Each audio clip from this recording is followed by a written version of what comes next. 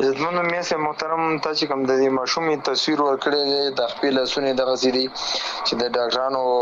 د کابل هغه تشخیص کوي خو چونکې پوه پې نه شو پاکستان ته یې د تلو اجازت ورکړې مې سه محترم دغه پېشنټ ما ته یو دانه راغلی صرف یو دانه او یو نسخه مې ورته ښودلې ده او په اول ځل باندې الله په فضل باندې او د غالبا د باچا سه محترم دغه نسخه چا ورانه هېره ده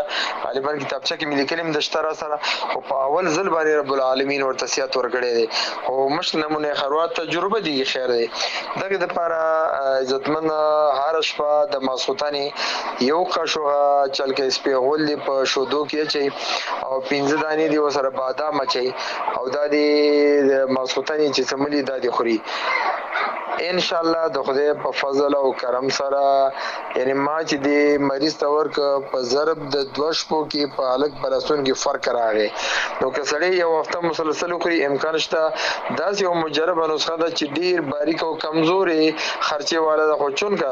زموږ خو خرچه پکانه ده که زموږ د مریض شفا او صحت پکاره من خدا نه ویو چې یو سړی ته لوی پړن جوړ کو من چې یو سړی سره د صداقت او د اخلاص نه کارولو او په دې زړه باندې زموږ درد کی او درموش به ان شاء الله خدای به جوړي نو دغه ماشوم د پاره د دې دا یو نسخه تجویز کی چې عرش په ماستان پنیم ګله شودو کې یو کاشوغه چل کې سپېغول چي او 15 دانی بادام نه چې د خوري